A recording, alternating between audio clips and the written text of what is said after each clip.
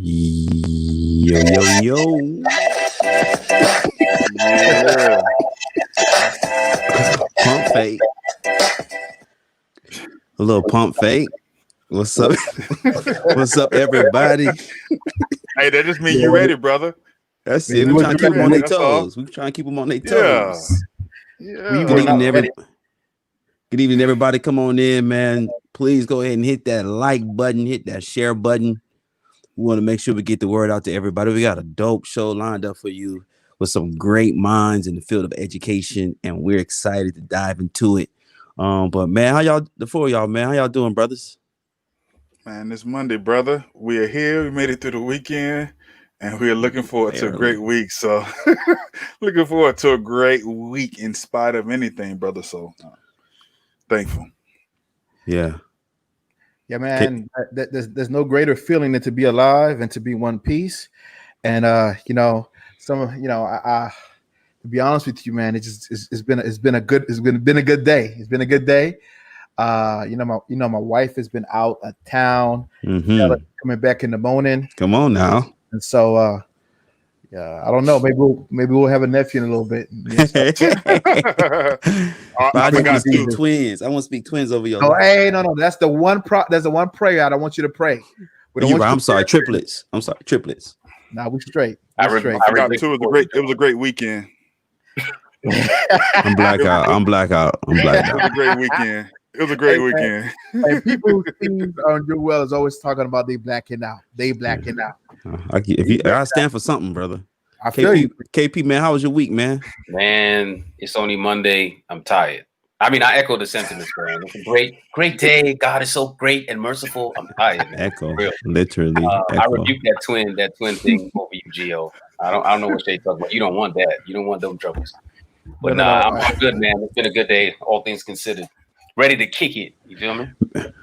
Well, right before we kick this thing off, man, we just want to take a little time and acknowledge all the women who have survived, who have fought, and even those who are sleeping in the arms of our Savior, waiting for that second coming, who had gone through breast cancer. As you see, yes, we got some of us got our pink on. I got the pink lights up, man. We just wanted to represent, man. So many of you ladies, you all support us, and we're grateful for you all. And so we wanted to make sure we did a little bit, our part, to just let you know we are thinking of you. All right, fellas, man, go ahead. Let's introduce ourselves for those who perhaps may be viewing for the first time.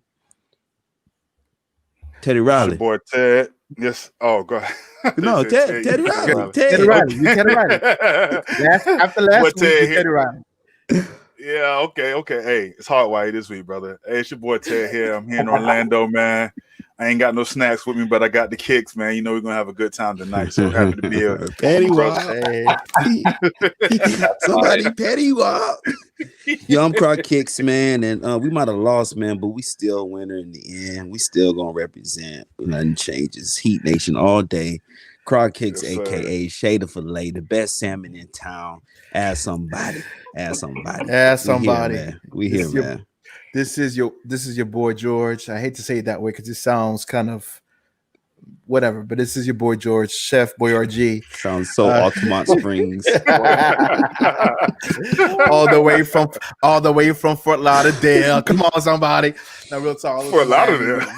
No, people want to false claiming Miami, but literally, I'm from Miami, and we're just having a good time, and we're kicking it. Yes, sir. It's KP, Crucified KP, in the building. Yes, sir. Vegas by way of Brooklyn, New York. Excited for the show, man. Ready to kick it. Let's get it. Let's go. Ted, man, go ahead and start us off, man. All right, man. So first we're gonna talk about these Air Jordan 12 Dark Concords. These shoes will be releasing on the 23rd, which is that's Friday, right? Yeah, Friday that's 10 Vanessa's a.m. birthday. Ooh, she wants you to get them for yourself, fam. That's a good birthday. Yeah, she wants you to get them for Yes. So the funny thing about 12s, a lot of people know is that in our community, whenever 12s drop, the whole family get them, man. If you go to the hood this weekend, everybody gonna have them, from the dad to the nieces to the nephews. You're gonna see family pics in the 12s.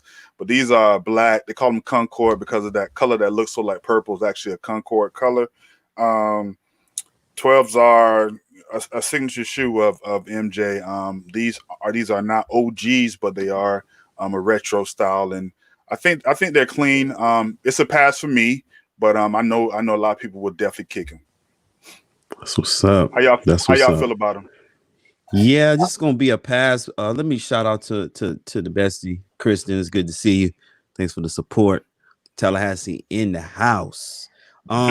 Yeah, I'm gonna pass on these. I don't know if that's Gator on the toe. It looks like a little texture to it. I did see that this is premium material, so I think they did take some time, but it's a pass. You don't like the 12s. That's your problem. Yeah. I don't think you like the 12s. I think there's certain 12s that I do like. I like the bread. Flugan. Yeah, bread everything. Yeah. Yo, pay off 12. Yeah, flu game. But hey, those these are coming out Friday morning. I'm gonna shoot my shot, but not for myself, baby. If you're watching, I know that these are the shoes you want. I'm gonna shoot them for you. I'm gonna shoot them for you. For real, brother. I'm gonna shoot them for you. I'm gonna shoot them for you. Yes. All right. Yeah. I like them, man, but I'm a pass. I do like they clean, they black, but I might have to pass on it. Juan, appreciate you for watching. Juan say he kicking him. Okay. sure. All right. For sure. KP. Yeah, man. The Air Jordan 1 Black Mocha. I'm a Jordan 1 fan all day long. Yes, sir. My favorite shoe before people made them famous and made the price go up, but I'm not mad. I'm not mad at y'all. I'm not mad. But I love these, man. I might be kicking these.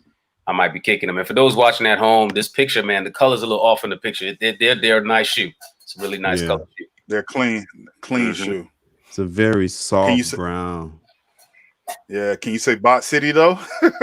Yeah, Bot City. Bot City. This is probably the most highly anticipated Jordan 1 is coming out close to the end of the year. For those who don't know, these are the closest thing to the Travis Scott ones, which are now going for over $1,000 on resale. So everybody trying to get, they call these the poor man Jordan 1s. I'm the poor man Travis Scotts.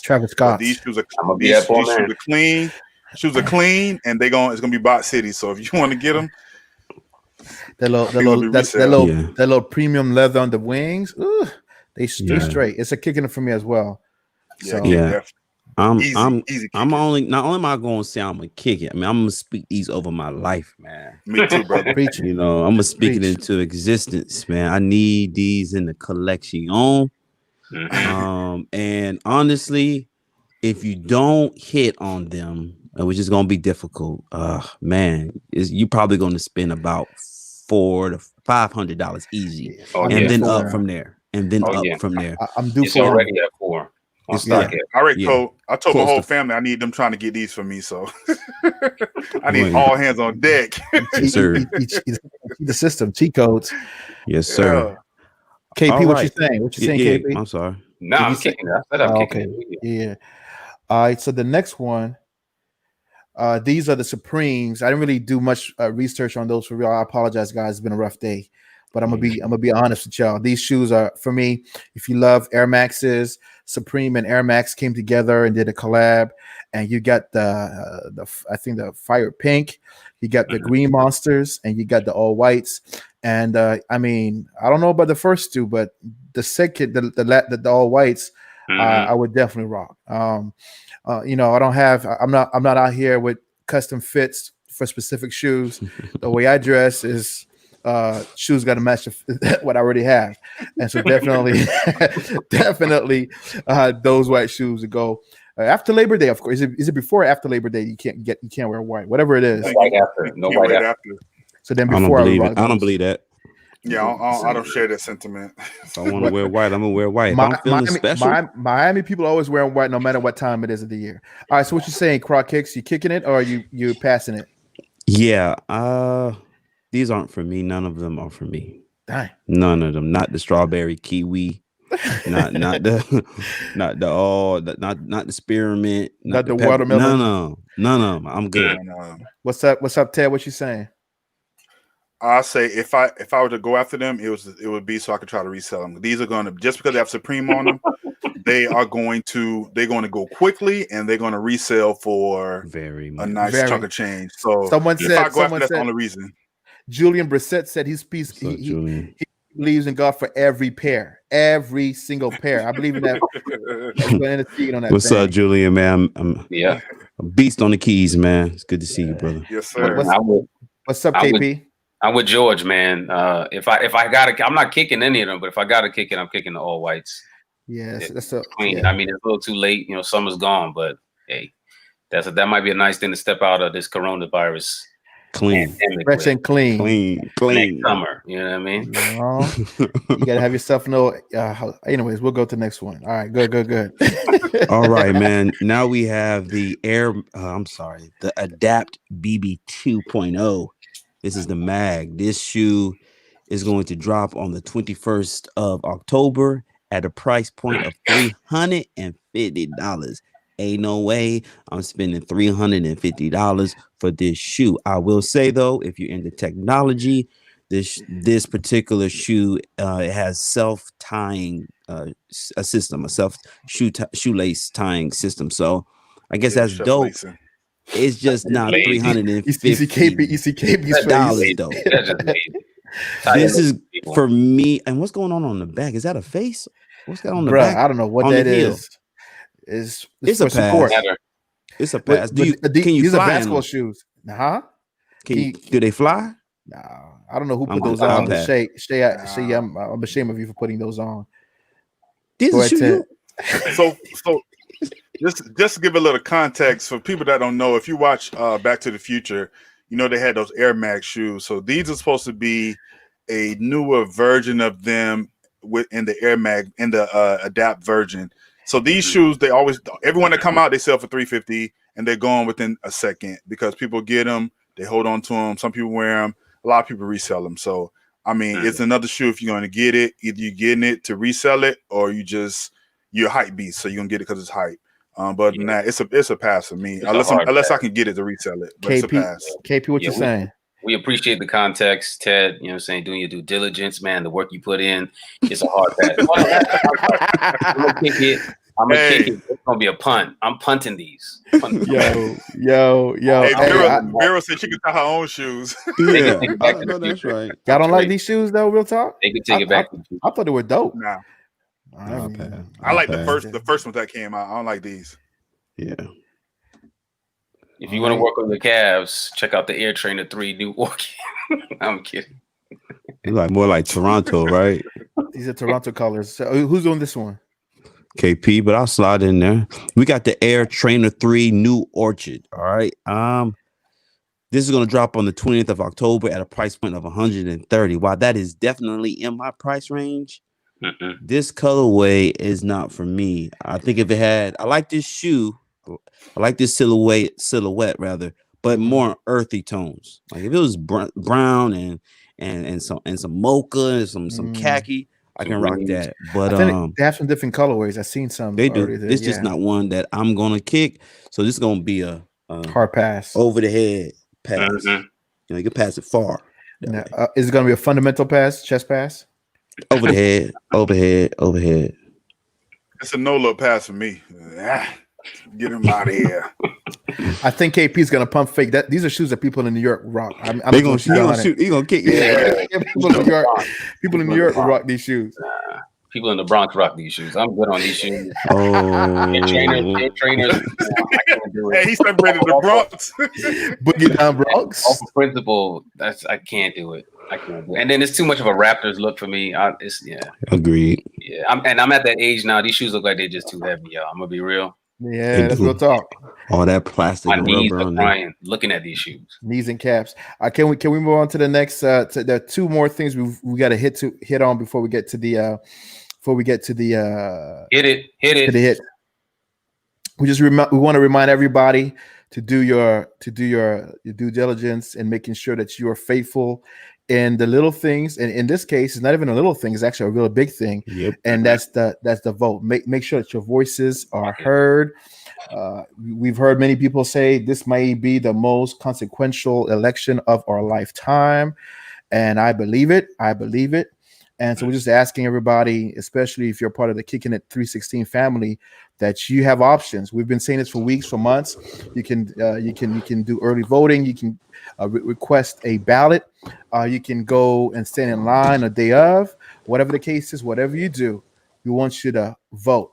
And then we're saying that while you're kicking the vote, we want you to go ahead and what was that, Croc Kicks? For them if I get the camera, can I get the camera? You want to get the camera? Can I get the camera? We want you all, as you all are going to vote, man. We want y'all to wear your kicks, man. I'm thinking about going to vote tomorrow, and I think I might, rock these. That's what we're doing. I had these for a while, Vanessa. I had these for a while. These Jordan 4 PSGs, man. So I think I might go vote in these, man. You see that? So we're saying once you go vote, bring your favorite pairs of kicks. Make sure you take photos of yourselves, on the voting day with your kicks, and we're gonna post them on Kicking It 316 on our social media.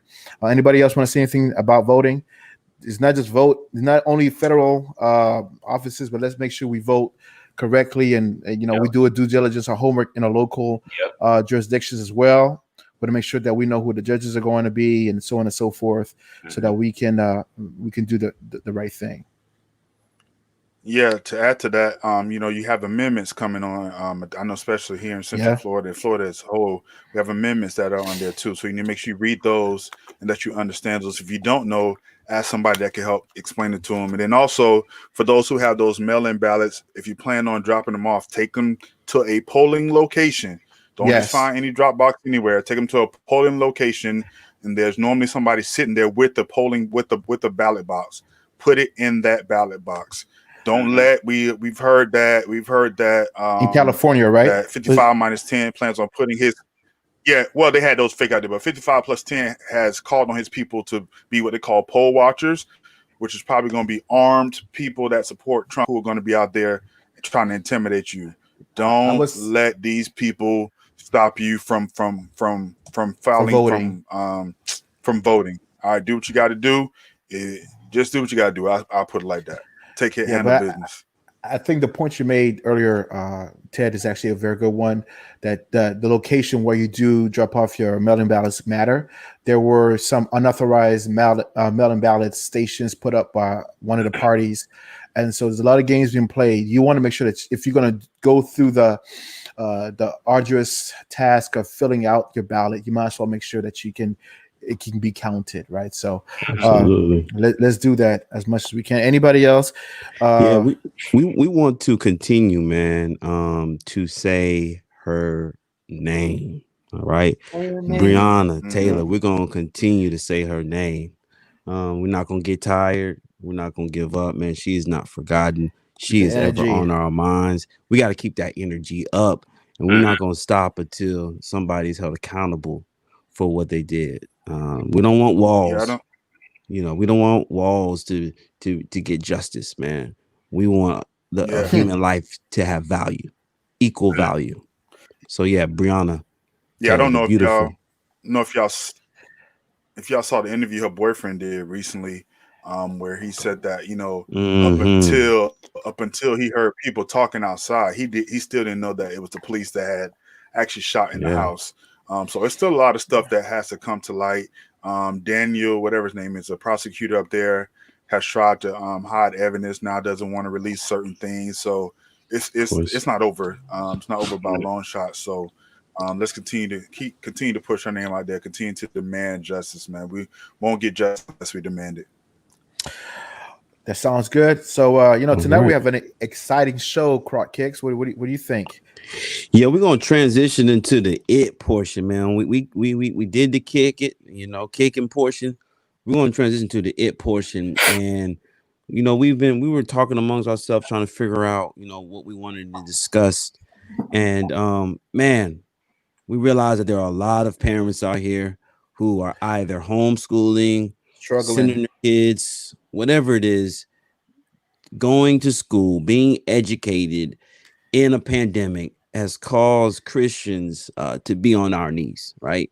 And so we wanted to bring in some individuals who will cover a variety of different levels of education to talk about, educating in the middle of a pandemic. So we want to go down and we want to introduce everybody.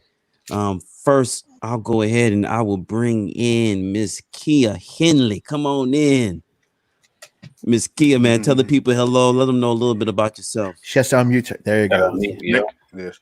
She did. Absolutely. How are you guys doing? Thanks for having me. Thanks for being here. Awesome. Hey, I love this show, so I'm really excited to be on Kicking It 316. But my name is Kia Henley, and I've been in education for 16 years, the last 9 years as a school administrator. And I absolutely love my job. During a pandemic, it's been rough, but we're making it happen for students every single day. So I'm just happy to be here. That's what's up. Awesome. I'll go ahead and finish my selections, and we'll bring in this the draft. Come on, go ahead. Rasheed Taylor, man, starting at shooting guard, man, from Kansas City. What's up, Rasheed? Man, talk to us, man. What's that behind you, man? Got some kicks back there, man. Oh, you muted. Yo, unmute your mic. Unmute your mic. Yeah. You just want to make sure y'all paying attention. Yeah. I had to make y'all wait. No, I don't show without at church without my Bible, and I ain't come home here without no shoes. I had to. It's a dream come true. It's a dream come true, man. So I had to show up correct, man. That's what's up. Yo, welcome, Rashid. Good to see you.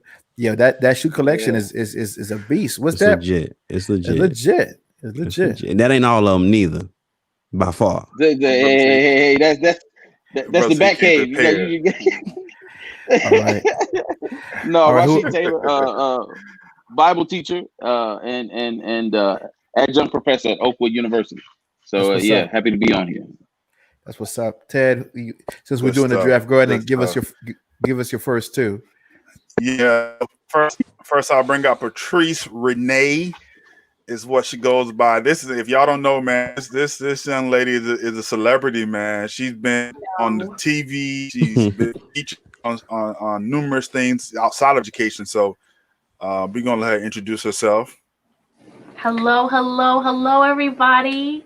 I'm so happy to be here. Thank you so much for having me on this panel. My name is Patrice Renee, and I'm also an educator. I've been teaching, and I've done some administration. I'm currently teaching virtually math and science, and that has definitely been a change up for me. But been an educator also like Kia for the past 16 years. I'm just so blessed that I'm doing something that I love as well. Awesome. That's what's up. And our next guest was actually, if y'all think I'm pretty intelligent, it's because this person was my first teacher ever. Bring on Dr. Tony Drummond, who's my oldest sister. I think she's pretty smart. I had to live up to her expectations when I was in school. If she got an A, I had to make sure I try to get an A+ because it's just, if she got an A, you make sure you got a B+. Go ahead, tell the truth. Tell the truth. Her A+ is like a B+ for you. We know the truth.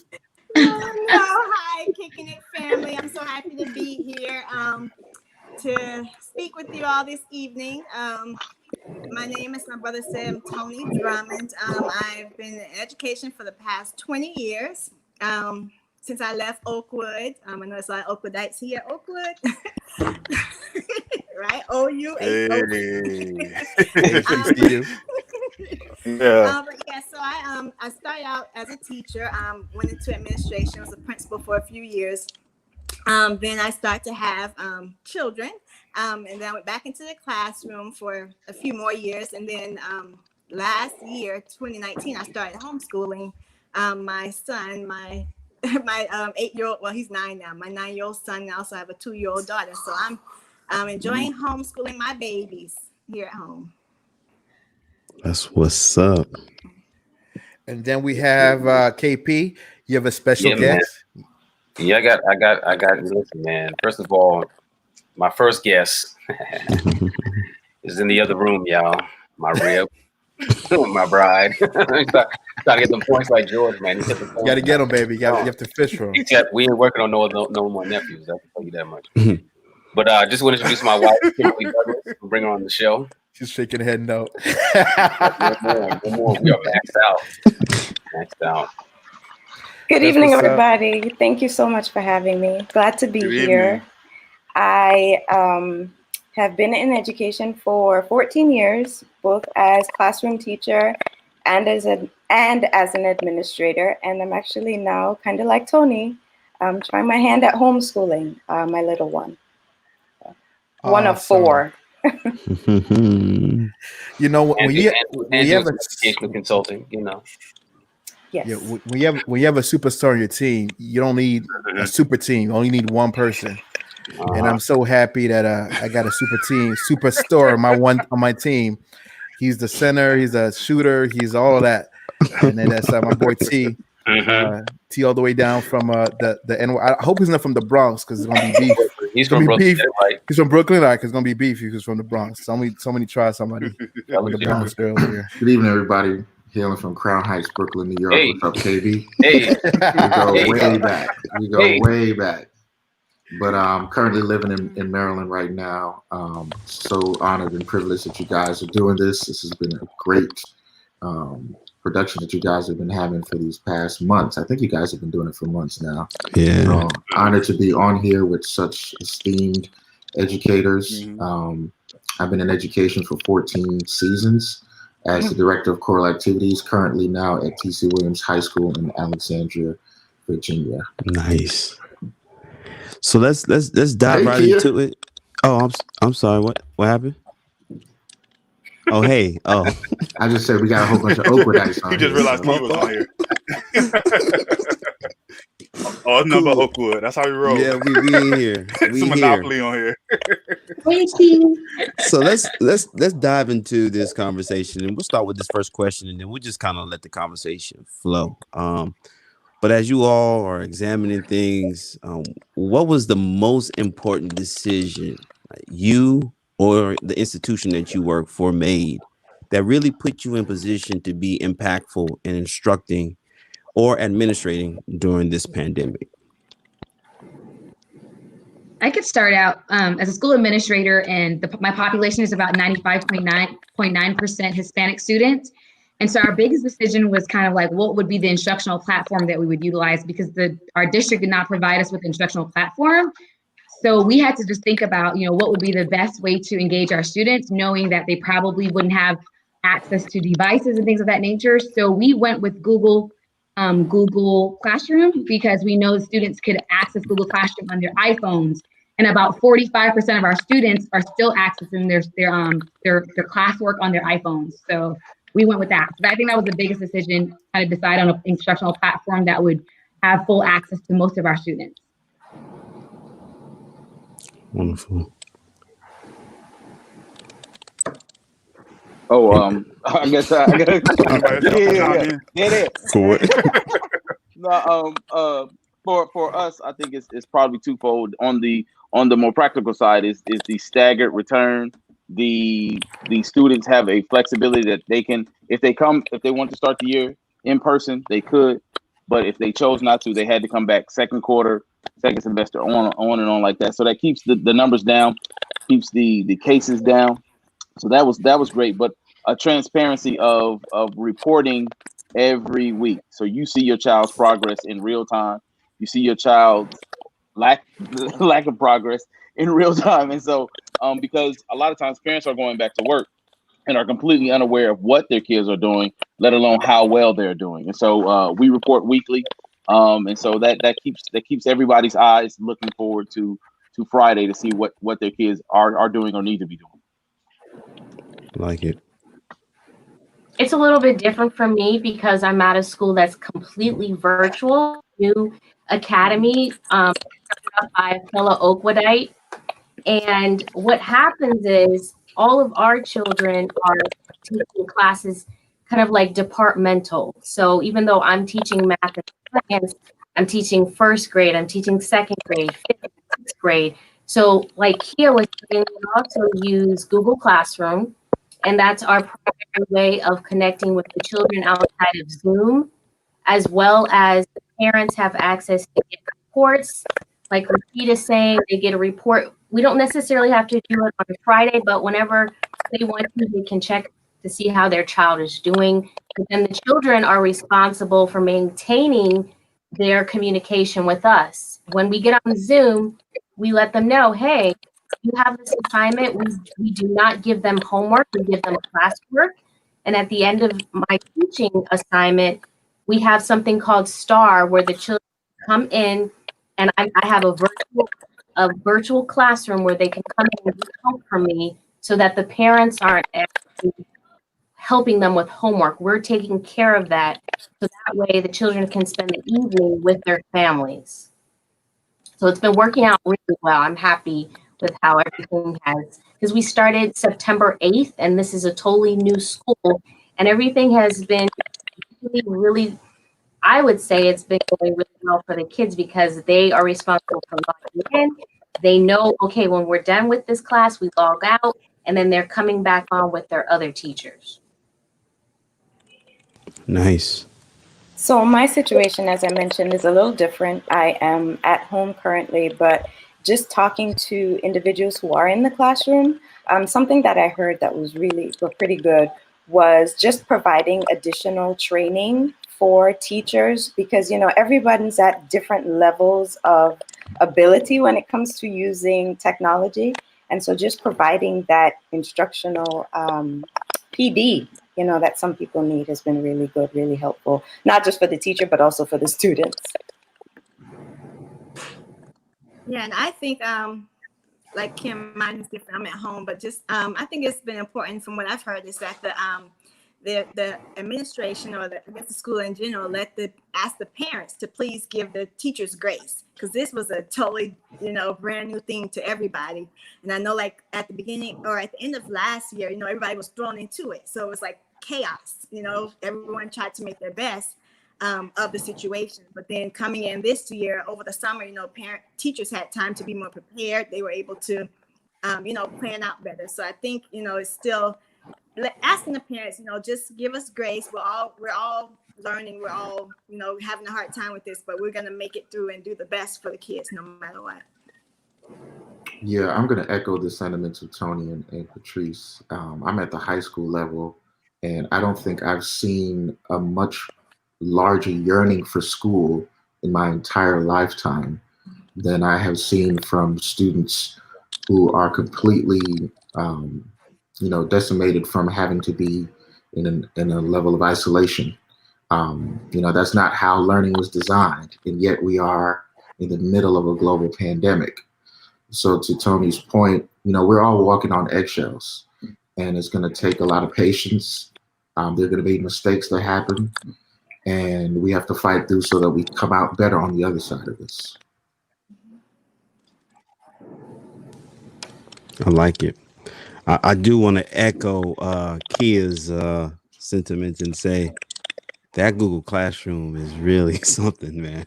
I teach not Bible, but ancient history for about 4th and 5th grade, and for our homeschool co-op at First Church.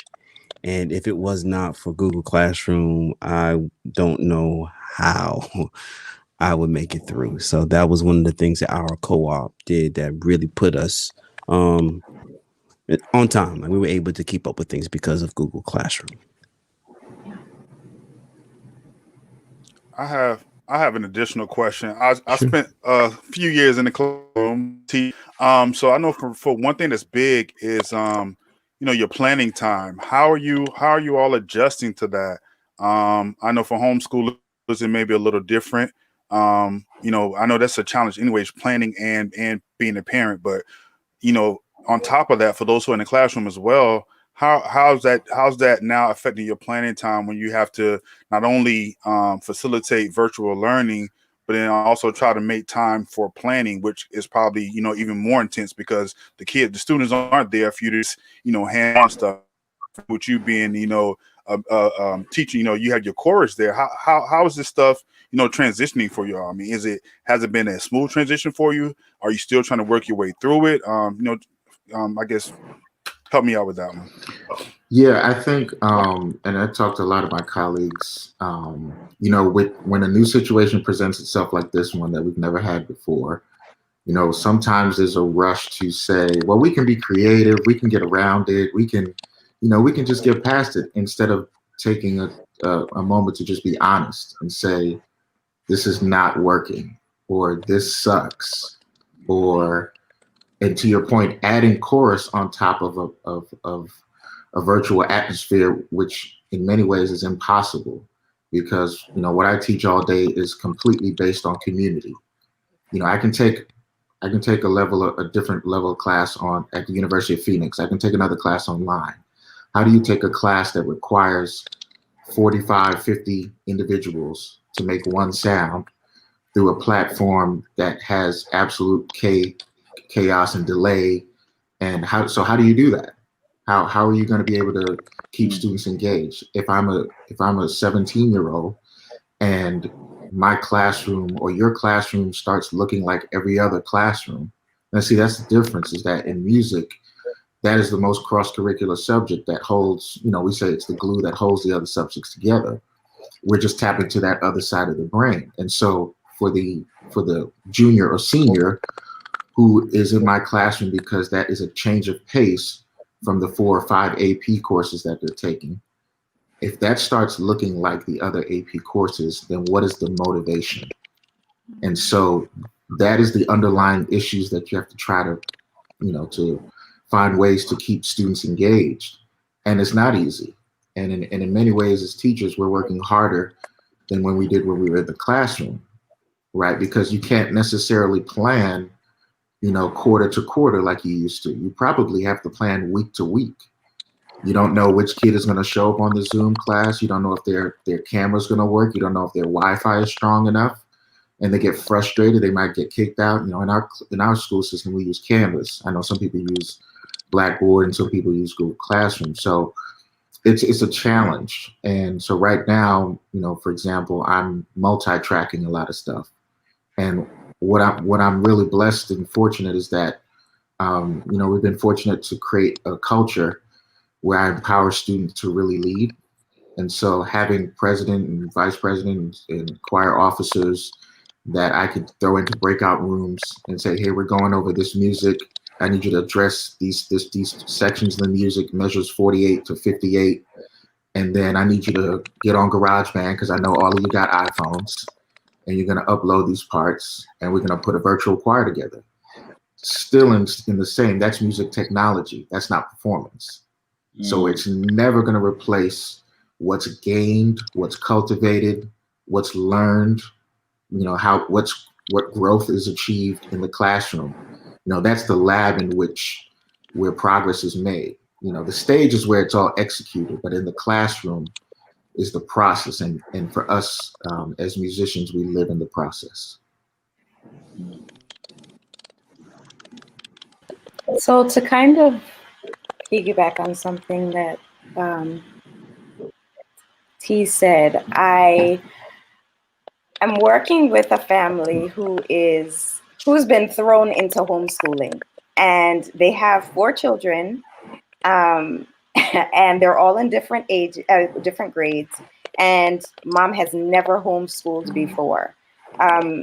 And Tony can probably agree, it's a little more difficult to teach your own kids than it is to teach other people's children.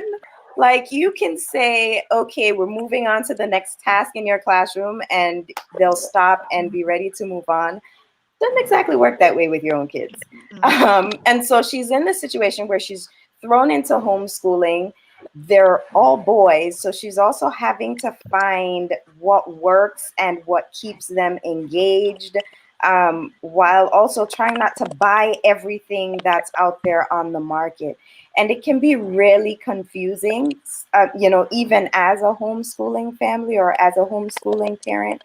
So just finding really what works for your family and for your dynamic has been pretty big, at least in our relationship, working with that family, because what I, suggest to her may not work for myself, and working with my daughter. So it's also just looking at what factors exist and trying to work around those factors. Like, for instance, we had a session today and she bought something that she thought would work with the boys. It's some curriculum that's geared to African-American children. And I previewed it, hoping that she didn't buy it before I previewed it.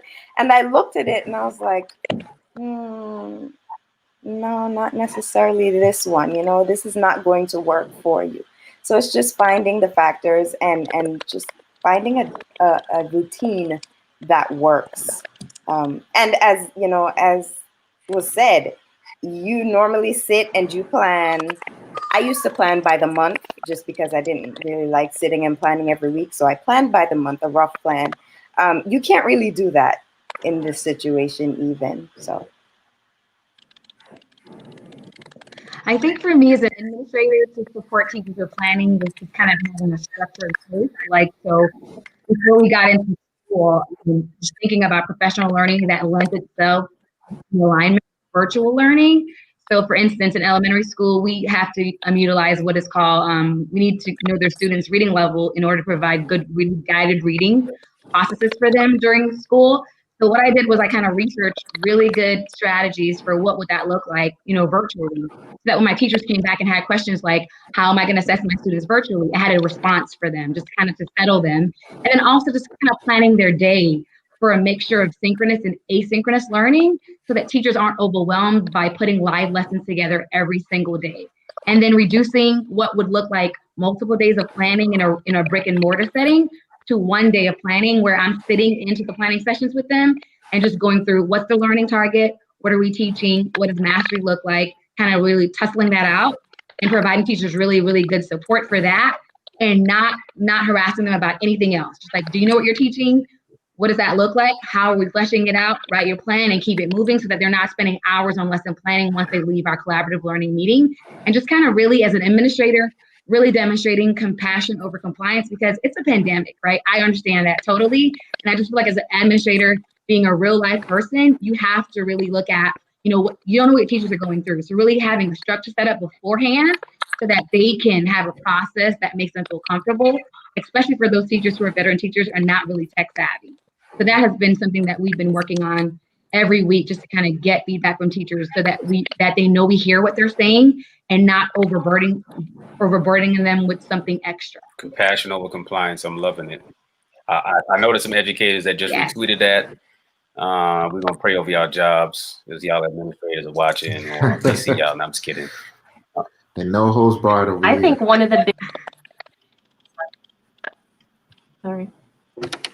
of the biggest challenges that I faced is since I'm using Google Classroom, that means I'm also using Google Drive every single day.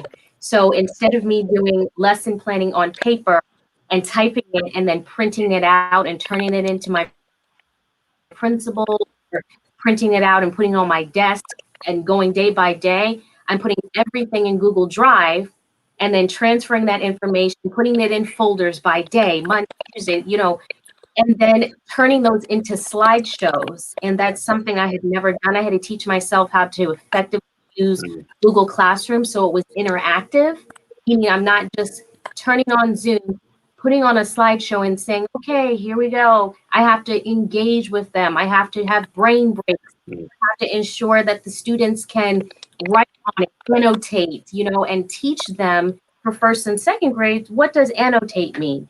How can you interact with your teacher when I'm here using a Hue document camera with Zoom, sharing my screen, I'm standing up, I'm dancing, I'm trying to get you to be happy and sing and okay, now let's calm down and sit back down and let's now get back into our math lesson. So I'm literally wearing all these different hats, planning, but then as I'm teaching, you might get a certain part of your lesson and run out of time. And so if I would have planned another lesson for the next day, then I have to retrack that. So it's definitely something where I can't plan a week ahead sometimes. Like some of you may have experienced, you have to literally say, okay, what did I cover today? What is the content? What is the goal?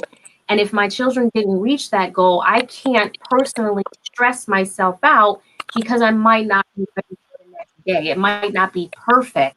So I have issues with scaling it back a little bit and being like, okay, you may have done this last year when you were at a different school in person with your students, but now you're online. So why don't you switch your standard up a little, Patrice, and kind of say to yourself, I'm doing a good job anyway.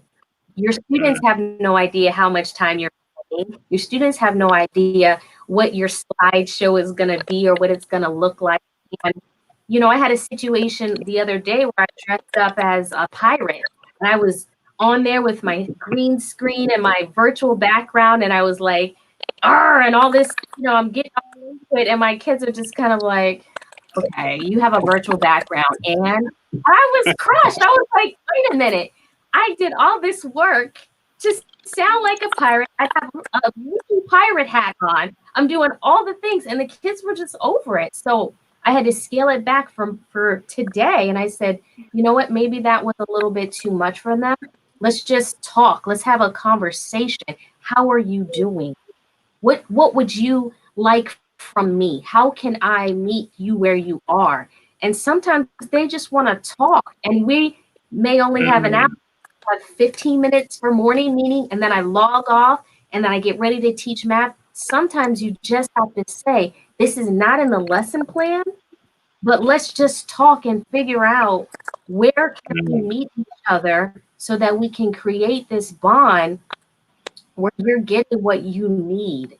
And I think that that's something coming in with grace, giving yourself grace and saying, whether you're an administrator, whether you're a board member, a teacher, whatever it is that you're in education, just realizing, meet the child where they are, understand that they can feel your vibes, you feel their vibes, and if something isn't right, it's okay. It isn't on the plan for the day. I would echo that, and it's one of those things where being flexible is a must, but it's also I've also had to learn to read the room a lot better. So I teach Bible for all six classes at the high school, and so I'm going and we're having a great conversation and we're talking about marriage and we're talking about love and we're talking about romance and all this other stuff, and it really was just a devotion, right? That turned into a 54-minute lesson. And so I say, and I make the mistake of saying, wow, that was just a devotion. And they clocked out. They was like, just a devotion, bruh. And so everybody left. I mean, immediately they just clocked out and they left me, and I was there. So I'm like, okay, yeah, I gotta reel this back in. So I'm like, okay, we'll watch this video. We'll have a short discussion after that, and then we'll call it a day. I'm not trying to feed y'all anything else because the devotion was enough, right? And so it's really learning to read the room, and in real time, and not, you don't even have the time to, like, okay, at the end of class, process this out. It's moment by moment, right? 5-minute increment by 5-minute increment, and so it's been helpful to kind of have a few of those people who are in person that show me, yeah, this is not working, Pastor Taylor. I'm gonna need you to switch horses in the middle of the stream and find something else. But also the virtual people, you really see the top of their head instead of their face. You know you're losing them. So yeah, yeah, exactly. They didn't clock that on you. I do want to add one of the things, and echoing what Patrice was saying, one of the things that really has added to my class, the one class that I do teach that has me pulling hairs out at times, is for the last 5 minutes of the class, I just let them catch up. I realize, my kids are predominantly homeschooled. They are homeschooled. And not just during the pandemic, but just in general. And one of the things the co-op really did was it gave them that social outing, social interactions with other kids. And so for like my first 3 weeks I was teaching, it didn't even hit me. And then it just hit me one day because I had a little time to kill. And I said, why don't y'all catch up? And they were so excited about it. And so I have put it into my lesson plan every week. For the last 5 minutes, I just let them catch up. Last week, they were talking about going apple picking and all kinds of stuff. And I just listened to them, smile. And so it's been great. The next question I want to roll out is, we have some parents that are viewing and they're homeschooling or teaching from home, helping out. What are some tips or, some pointers from a teacher's or educator point of view that could be helpful for our parents? There's a lot of free stuff online. You do not have to reinvent any wheel. And I've also noticed that there are a lot of free teacher seminars online as well. I came across one today. It's for like 4 days. It's totally free, and you have maybe upwards of 50 presenters in the session. So free stuff online always. And also take advantage of, even if you cannot, traveling is one of my big things. So even if you cannot travel, there are ways to break the monotony in your classroom, whether you're homeschooling or if you're, in the classroom. Break the monotony, take the kids on a trip, let them know you're going on a trip. They're going to look at you like, how are we going to go on a trip? You take them on a trip. Maybe you go see an exhibit at the Louvre and tell them that they're going to France today. And after you visit an exhibit, then you take them shopping via Google Earth down I don't know, someplace. And it allows kids who would never really have an opportunity to see something new, but it also breaks the monotony, not only for the kids, but for you as teacher. Yeah, I would definitely also. Oh. No, go ahead, Tony. Go ahead. Oh, no, I was gonna say for those that are actually homeschooling, not necessarily doing virtual schooling, is to find what works for your family. Because when I started out, being an educator, I'm like, okay, I got to do school at home. I got to do the way that I have been taught to be a teacher to my child at home. And homeschooling is a totally different ball game. You don't have to have your child, at 8 o'clock we have to do this. You don't have to go all day to 3 o'clock.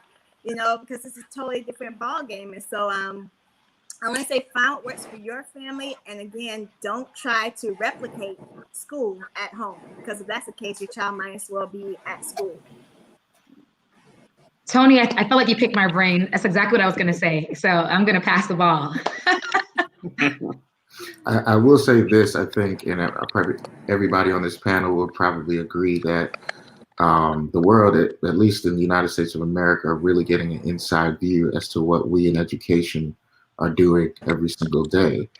As a quick funny story, when you have to give comments for students on the grades, and the generic comment is, your student's a pleasure to have in my classroom, and a parent said, you are a liar. My kid is not a pleasure to have in the classroom. The kid you're talking about is the kid I see every single day. Well, I'm just being modest. I'm just being kind. There's a level of patience. There's a level of understanding that we go through, because we see the potential, we see the gift, and we are more interested in growth and learning than accolades or achievement. And so I think there's hopefully through this pandemic, and I think we are all reaching for as many silver linings as possible. Mm-hmm. Hopefully, my hope is that through this pandemic, that hopefully teachers will start becoming again the extensions of parents and not the targets. Well said. Preach. Well said, T. That's why I taught for 1 year, right there. 1 whole year.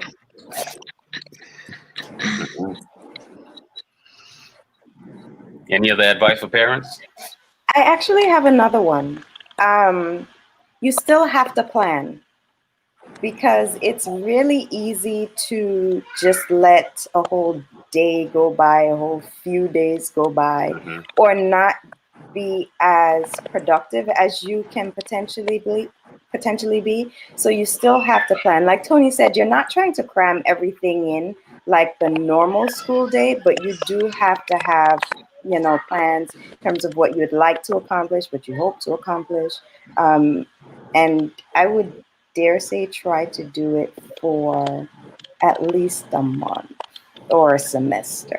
It's a lot, but if you can do it for a month or a semester, that'll give you a good idea of, what you're dealing with, what you need to maybe work a little extra on, and what you can, adjust. Right. And I like what Mike Charles he just commented, have fun with your kids, because when they're not at home, we see them, but when they come home from school at 3, or if we're still at work, we come home at 5, and then it's a rush, do homework, prepare dinner, get them in bed. But if you do have them at home all day, it's you can be more relaxed. Spend some time with your kids, have fun, enjoy them, and then that will make them enjoy schooling more. Yeah. Try to become your kids. I would say also pick a designated. Go ahead, Patrice. Ladies first. I was saying also pick a designated area for your child to learn, but let them decorate it.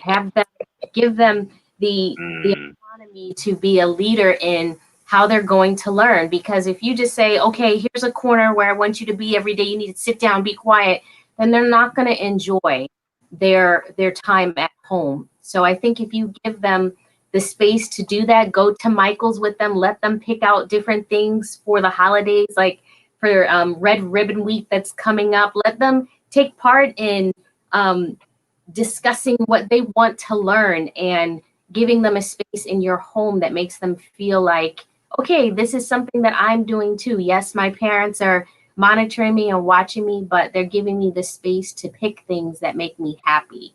And then another thing I would say is allow children to tell you still about their day. You know, ask them open-ended questions. Don't just say, how was your day? But ask them things like, what was something that made you smile today? What made you happy?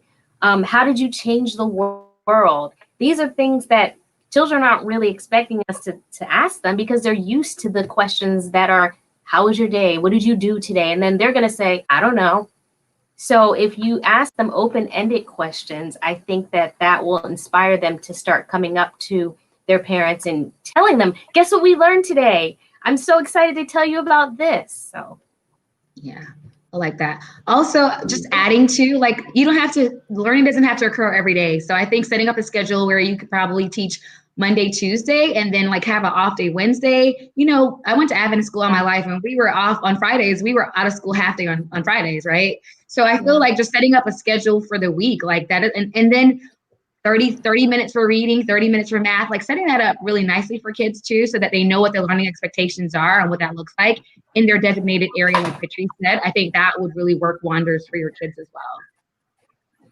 And to piggyback off Patrice and Kia, in that, giving them that space to virtually learn, not to also invade it as well. Because you're now creating, many kids would say, you know, this is my sanctuary. This is where I come to learn. As the adults, this is your place of work. You don't have confusion or chaos in your place of work. You want to establish that same normalcy for them. And to Kia's point, we really have to distinguish between what's asynchronous and what is synchronous. Yeah. And I'm talking as a teacher. So I know as an AP teacher, you want to get more information out, you want to get more work out, but asynchronous is asynchronous. And it's a time for them to catch up. It's a time for them to meet with a counselor. It's a time for them to exhale because they are, I don't know how you guys feel, but it didn't seem this hard when we were in high school. It didn't seem this not even crazy. remotely close. I would agree. I mean? So when I see them on Zoom and I can read it and say, their faces are just overwhelmed, and we haven't even finished the first quarter. Right. So there's a lot of learning on both sides that needs to happen, and we got to work together. Yeah, and I know if I could say this as a parent, it was a learning curve for me because and first of all, I have to get a shout out to my mom and my stepdad for being the virtual teachers for my two sons. They set up a whole room in the house just for them to be able to learn there. I tried to pay my sister and my sons join her homeschooling, but I don't make enough money to pay her for that. But for me as a parent, it's because I had to learn how to not jump to conclusions, because with my sons, a lot of times I walk in or I will call them and they're like on break. I'm like, okay, how long break for? How long you gonna be on break? And they'll be a breaker for an hour or whatever. And I explain to my mom and to my sons that, your teacher is getting used to this, and then your teacher is dealing with students who are inside the class. And so there's some times where they may have to take a break to do certain things. And it's just, and I think it comes to us being a community, to us working together. And as my sons go to private school, so this is free. So, I have questions about, why they aren't on this tough schedule, because I'm paying for this education. So, I think it's patience. I think it's all of us learning together. I think it's communication is big. So, I would say to parents, man, just be patient, talk to the teachers, find out what's going on. If you have questions, don't assume and don't be afraid. Because, even if your students are not in private school, it's still, their education is still important. So don't shy away from asking questions and don't assume. So just want to share that. Also, I think creating a safe space for student. No, I was saying creating a safe space for, your child to learn is very important. I read an article this week about a young girl who, she was on break from one of her classes and she was sexually assaulted, and it actually came across on the camera. So the teacher saw, her, classmates saw. And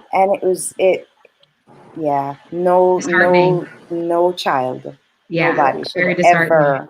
And so creating a safe space for kids to learn is uber important. Right. Yeah. Babe, I'm glad you went there. I hope nobody else was going to say anything. I'm glad you went there because I was actually about to segue to that very thing. First of all, shout out to all the teachers. I've done it. I respect y'all. And as a clergyman, you guys are the only group of people on the planet that, should be paid or deserve to get paid more than we do. And we say we don't get paid. I don't know how to say that. Y'all are underpaid. Okay, good. But, I wanted to kind of make this hard left turn, man, and talk about this thing. My wife kind of just brought it up. But I didn't know if any of you guys, your school was doing anything to kind of address students that are at risk who are at home. I know for us here at Oakwood, even for college students, people were saying, man, don't open a university, don't bring the students back to campus. But the reality is campus is a safe haven for a lot of students. And so, I mean, it's a hard left turn now. I said that already. But what do you guys think about, this, students having to deal with that? And has your school done anything? I mean, what advice would you give the parents in terms of, how do you create that safe space? Make sure that student is all right, that at-risk student. So that's a great question, KP. Our counselors are out doing home visits every day, Monday, Tuesday, Thursday, and Friday, just to ensure that our kids, still have counseling sessions. They're still doing one-on-ones in yards and in apartment complexes during the week, just to meet with some of our kids, especially the kids that haven't logged on yet. So we're tracking, how many kids have logged on in your classrooms? Have we seen them? Are they still on our rosters? Have we visited them? Do they need food? Do they need devices? How can we support them still? So we do a wellness check every week with our K2 students and then our 3-5 students with our counselors, as I check in with them just to make sure that we're toggling in and touching base with our students, because we had a similar case as Kim described this week as well. We found out too.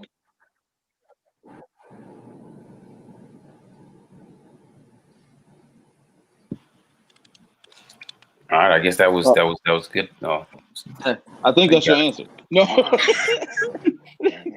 Well, I think it's also it's also quite difficult because, again, this is a dynamic that everyone is trying to figure out. Like, what do we do?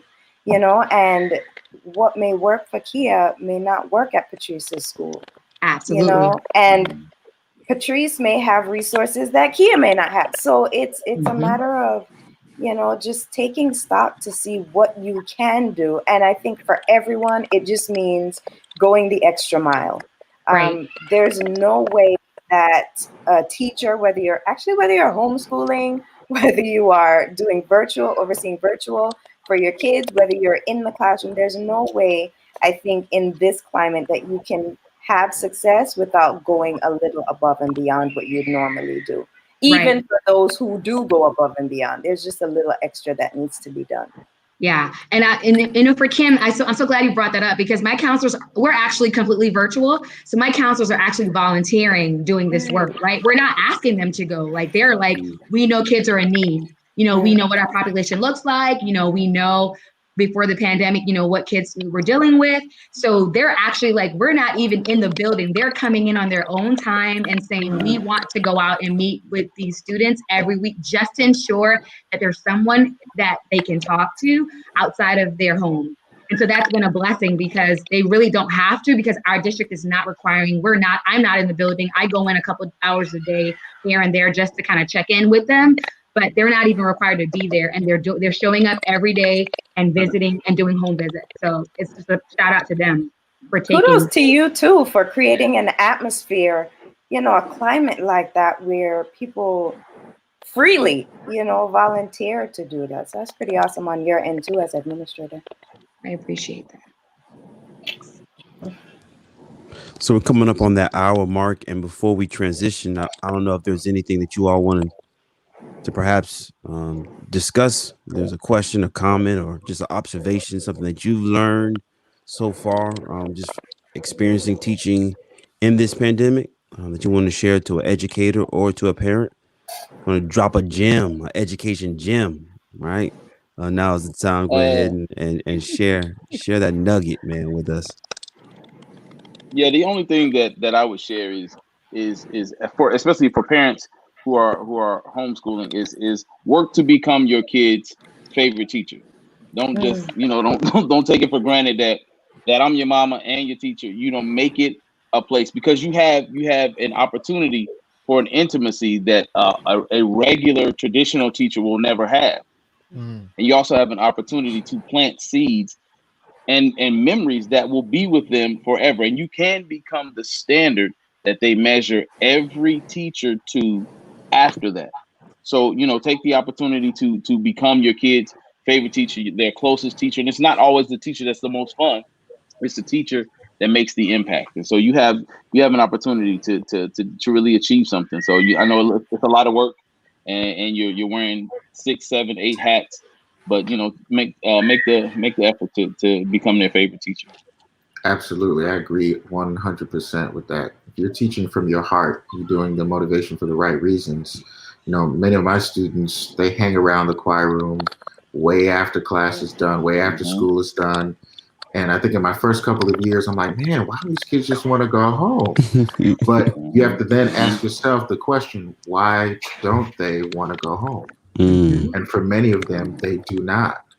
As one of 3 Black male high school teachers in the entire state of Virginia, wow, I'm serving as a role model for a lot of men who probably, don't have a relationship with their father.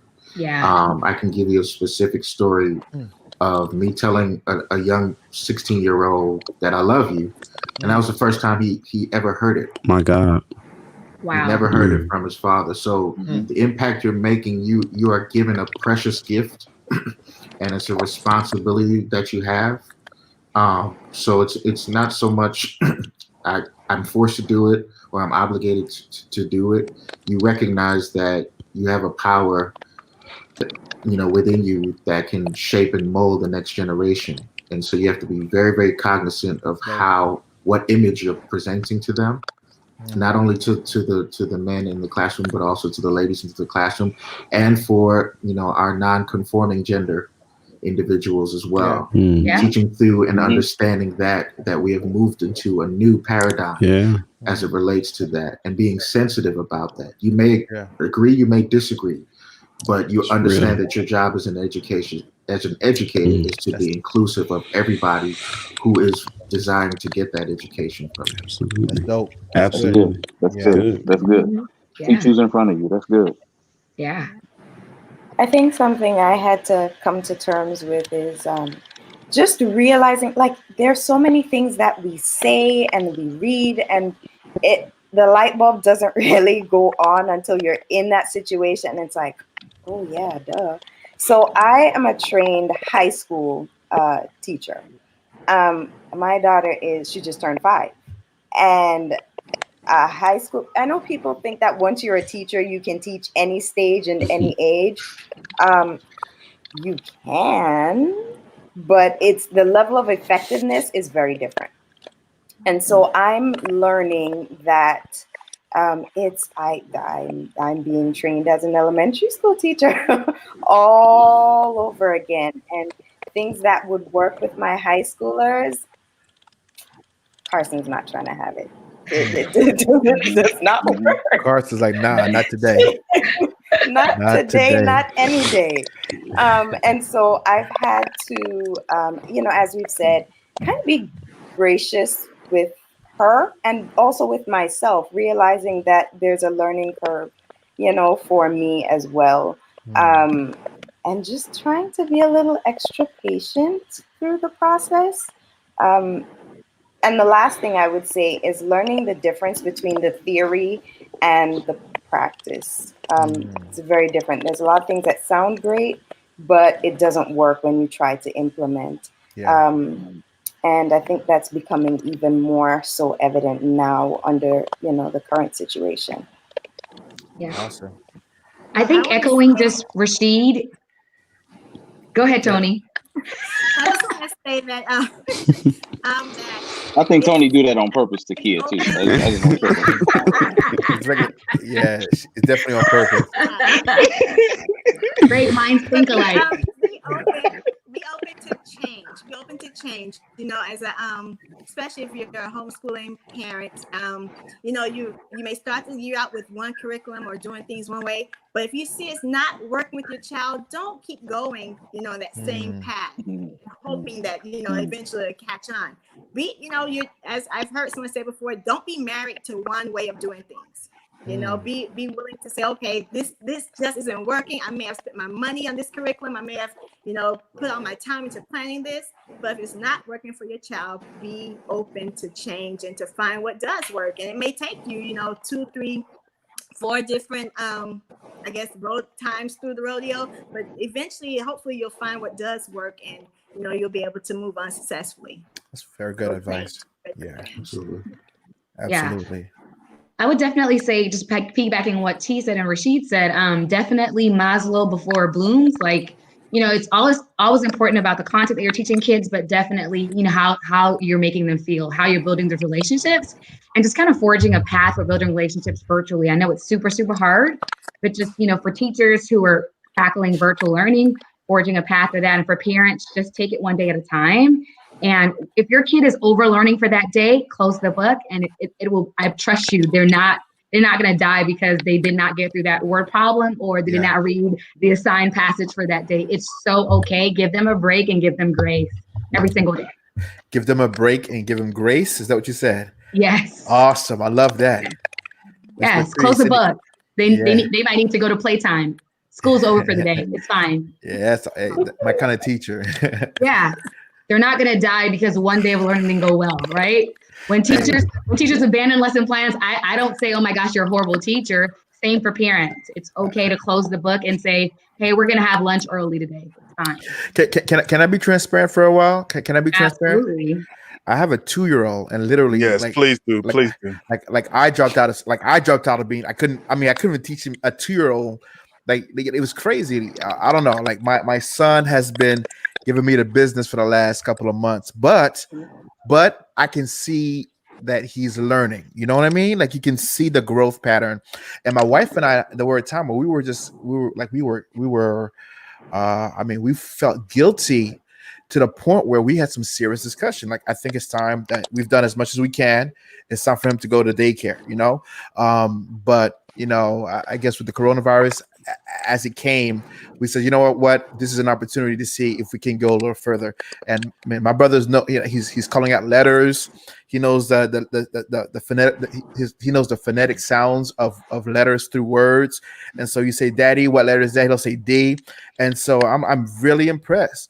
And I would have never thought that my wife and I, both of us who are short on patience, would have been able to do that. And so, yes, I kudos to y'all. I don't know how you do it. I pray for you guys every day. And yeah, it's one of those things. If I can just pop in real quickly, there's a lot of learning that happens even when you're not paying attention to, you know, or you're not actively trying to teach a lesson. Whether he's listening to a conversation or, you know, Carson's watching one of us cook, or, you know, just there are so many opportunities. You're at the grocery store and you're weighing something. There's so many opportunities for learning that if we really took the time to stop and look, we'll see that just what Kia said about closing the book, they're getting it in so many other areas that, you know, actually is probably more effective than the book. But they're getting into so many other areas that closing the book is really not going to hurt at all. It's really not. And I learned that lesson from my 13-month-old niece, because I've been teaching her letter sounds during the pandemic. And literally most days she's just like, all done at number 4 letter. She's like, all done. Like, I'm done with it. She knows all 26 now. But when she's done, she's like, she says to me, all done. And I'm just like, all right, it's done. It's done. Yeah. That's dope. I mean, I think that's cool. And one of the things that like I'm learning, you know, like to be creative. Like my wife wanted me, you know, I'm not handy, but she says, I want you to build an observation deck. So now when we cook, little boy will climb up and he's like right next to us in the kitchen watching us cook, right? You know, so I think that, you know, it's a beautiful thing. And this conversation has been very, very insightful for me. I don't know if Patrice, I know you had some, I can see it in your face. You had one thing that you wanted to share with us. I was going to say, thank you, George. I was going to say, don't forget about self-care. We hear that word so much, but I'm a firm believer that when we take time to implement that into our lives, it makes us better people. And trying to find a balance between home life and school life is so much more important now if you're teaching virtually or if you're homeschooling, because your home life matches into the school. And for parents who are working from home and your children might be in another room, you're kind of sometimes stuck in between, feeling like, well, I don't have any time for me. So I think that that's important for all of us during this time, because you can kind of get claustrophobic being stuck in the house, or just saying like, I got to get away from here. One of you were saying, I can't remember who, but you're like, I need a vacation. I think it was KP. I get it. I feel you on that, because you just feel like, okay, this is the same thing every single day. But even if you took like 30 minutes outside and had a walk and then came back to your space where you're working or your children are working, it makes a huge difference. So can't stress it enough. Self-care, self-care, self-care all the way. Absolutely. Agreed. Walmart has become the Maldives, y'all. Yeah. Take us with you when you go. I want to go there too. He says, he said, no, I don't think you heard what he said. Walmart. He says, Walmart became the Maldives. You don't want to go there. No, I thought he said he was going to the Maldives, KP. Come on. Every time he goes to Walmart, he feels like he's on vacation. Guys, I need milk. I need eggs. Yeah. I get one item at a time. And to Patrice's point, to that self-care, I'm going to go ahead and say it now. My wife and I are celebrating 7 years of marriage tomorrow. Yo. We will be self-caring. So to that point, definitely. So you saying don't call you tomorrow, T? Don't call me tomorrow. Go and get that self-care in, my brother. Yeah, man, it's been a wonderful conversation. I mean, this has been a needed conversation. I mean, I think the wealth of knowledge. First of all, can we just give it up for HBCUs? But let me scratch that. Can we give it up for our alma mater? Come on now, Oakwood University. Most of us went to Oakwood College. Yeah. I'm dangling some keys. Yeah, man. And I'm just impressed with the wealth of knowledge on this chat tonight. Like, these are people that we went to school with and we've known. Now they're doctors, they're administrators, they're teachers at the highest of levels. I think Patrice was Teacher of the Year like a couple of years ago. So I mean, that's national. Like, that's Disney crazy Teacher of the Year. Could you preface that? Disney. Oh, Disney Get it Teacher right. of the Year. Get Get it together, right? Yeah, So- get it right. So we listen to anybody out there who Google wants me. to send their kids to a school, to an HBCU. I'm gonna put this plug in. You better send them to Oakwood University, where they can literally excel after they graduate. Enter to learn and what? Depart to serve. Y'all have been doing a wonderful job. So And real if, quick, and if you attend Oakwood University, please come to First Seventh-day Adventist Church. okay, I see what's going on. I see what's going on. Where our senior pastor, Pastor Deblair Snell, brings bishop. a mighty word every Sabbath. The bishop. Amen. Amen. All right. So real quick, we're gonna go ahead and drop our guests out. We're gonna go to this entrepreneurial spotlight. We want to thank y'all again. You guys are free to stay in the green Especially the one room. in the yellow top. To stay in the no. You know what? You're right. Let's not even go that. I know time is gone, but we can do this. Some of y'all came with some drip. I know that somebody came with some drip. Let's get that. I know. I see Tia has that little ATL head. I'm not. I just want to give a moment of silence to my Braves from yesterday. They lost Yes. that. But either way, they were going to lose. It's better for them to lose at the hands of LA than to lose to a Floridian team, because we were going to put beat the brakes off of them teams. So Is that what we're doing now? That's what we're doing? Okay. No, I'm sorry. I know you brought some drip, Kia, and we know we love you. And I don't know who else got some. Ooh. Profile it, please. Oh my. Ooh. So I have sneakers, but don't ask me what they're called. No. Oh, okay. The drip kit.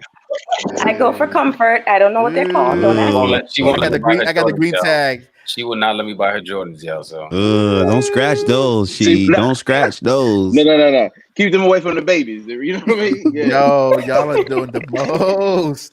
That's I what's like up, it. man. Thank you for sharing. You know, one of the things we like to say to people that come on our show is that we appreciate you all, and we thank you for your knowledge, and we thank you for your expertise, and we pray that this IT section has been beneficial to our audience. And so we're going to put y'all in that green room. You can stay. We want to wrap up at the end, but thank you so much for being here tonight. In terms of entrepreneurial spotlight, we got someone that we want to make sure that we highlight tonight. A black owner, a black CEO, and I'm going to go ahead and just go key it up right now. Ted, you can give us a breakdown. Yeah, so this is a husband and wife company. Dean Dennis. I mean Dean Luke. Dennis. Luke. I don't know your wife's. Yeah, I'll fix it. I don't know your wife's name, but I know it's a husband and wife company that they have there in West Palm Beach called Plush Warrior Designs and Event Planning. So if you're in the need of any type of event planning, weddings, I think they do, merchandise, T-shirts, all the other good stuff. Make sure you check them out, man. Like I said, we are always saluting to our black entrepreneurs, black businesses, support black businesses. If you're there in West Palm Beach, you need them. I'm pretty sure they'll travel too if you need their services. So please check them out at plushroyaldesigns.com. Awesome. And we're gonna just close out with this little joint right here. This is a 316 part, and we're not gonna make it long. I'm just gonna read the text and let y'all go. The Bible says in Hosea 6:6, "For I desire steadfast love and not sacrifice, the knowledge of God rather than burnt offerings." And so in the King James, it talks about mercy versus a sacrifice. And I think in this day and age, what we've seen today are a bunch of educators who their worship, their sacrifice has been their work for their fellow man and educating those who are in some cases less fortunate than them. And we want to just remember to keep the energy going, that God doesn't require for you to be the most how can I say this? He doesn't want you to put on a facade, but he wants you to do the work. And we're so thankful that we have people in the streets, in the trenches, teachers who are first responders, and literally they desire to show love and they desire to exhibit the knowledge of God to those that they are around. So that's been the show for tonight. Yes, sir. Fellas, any closing words? We out. That's it. All right, let's hit it like this. Let's appreciate sure you all. Vote. Rock your Don't vote.